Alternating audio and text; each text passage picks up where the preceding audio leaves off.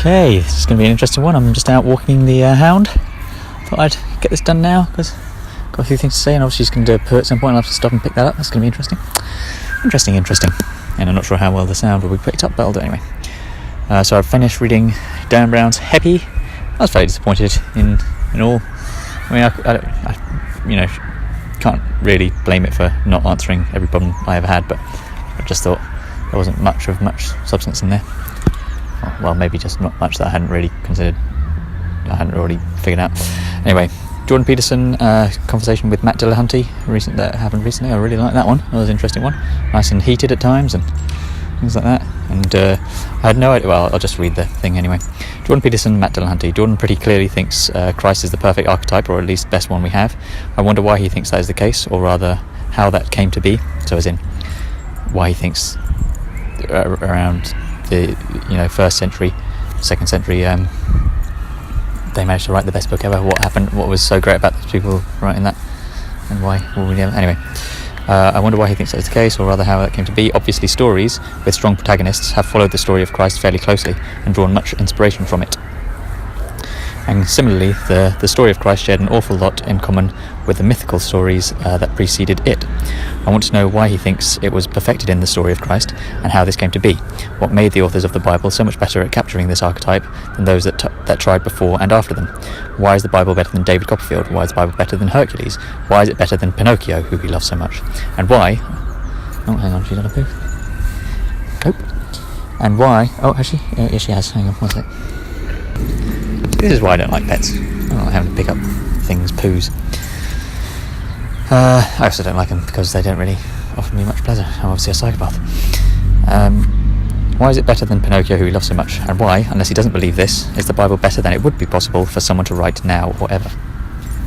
So yeah, I just don't see why it should be given this thing. I understand he thought it's the ultimate tragedy or whatever, but surely someone could just write a different ultimate tragedy. And if that's the case, then why hold the Bible on any pedestal? Right, so Jordan's analysis of crime and punishment fascinates me. It is almost a perfect example of reasons to support ethical legalism with an atheistic understanding, which I was astounded to discover Matt Dillahunty seems to be a proponent of, if not necessarily by name. So Raskolnikov was under the impression that murdering this woman would be in his self-interest, and simultaneously in the self-interest of everyone around him. Oh, she's doing another boo, oh great. It should be clear by now that my position is that this second point only matters because of its impact on your self-interest, but anyway. And so he commits the murder, and as Jordan says, hell breaks loose, essentially. Well, obviously he was wrong about what was in his self-interest. Could this be any clearer an example? One sec. Do you know what one of my least favourite pastimes is? Picking up poo. Right, let's get back to it. Could this be any clearer an example of why ethical legalism is perfect? And Dostoevsky may have been trying to say, without God there can be no moral code. Without God there can be no moral code. But what I see him doing is what it is difficult for science to tackle reasonably.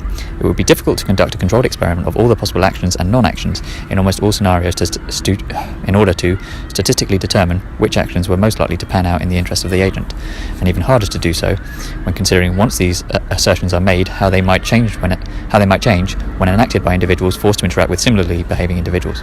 And so the work of the author and philosopher allows us to reason. Twigs, come on. Allows us to reason using imagination, of which hopefully the author's is more proficient and more likely to map onto reality, to determine how certain behaviours will manifest themselves in the world, and thus instruct us how best to behave in order to act in our self-interest. Come on, Twigs.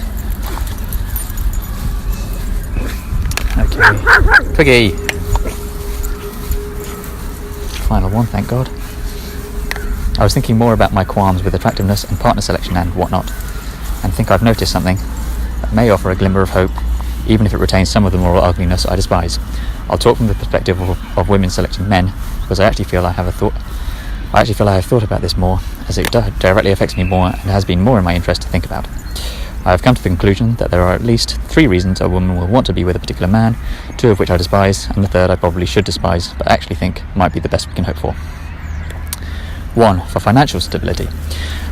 And this could be the other. This doesn't just mean that the man always has to be the owner, the money owner, but it could go the other way if you wanted. It's just one reason you might select a partner. I don't think of that anyway.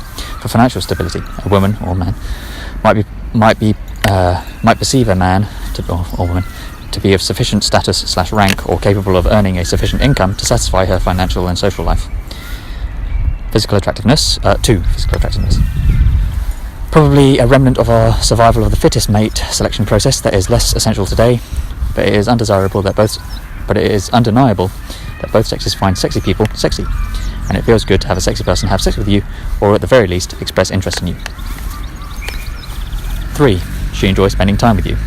Now this is the only one I can picture myself valuing. The idea that we should choose partners who are most likely to be a life companion seems, obviously a good life companion, seems the most admirable to me.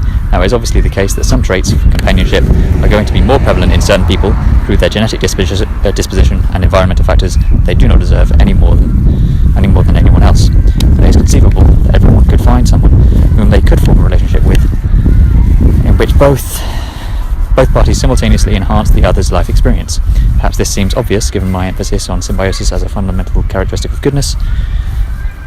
Anyway, there are other things which are smaller factors but kind of play into the other 3 a little bit. So you could, psychological factors like filling the role of the parent, or offering psychological stability and stuff like that. It's possible to have a third without the other 2. So if it is possible, if that is the case, in which you just have the third one, I'd say that's probably true love.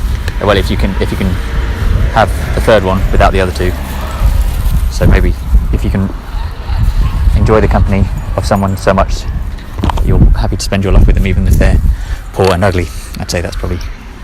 I'm not saying you can't have true love without not having those things. If those things were to change and you were still in love with that person, that was probably true love, right? Anyway, I'll do. Goodbye.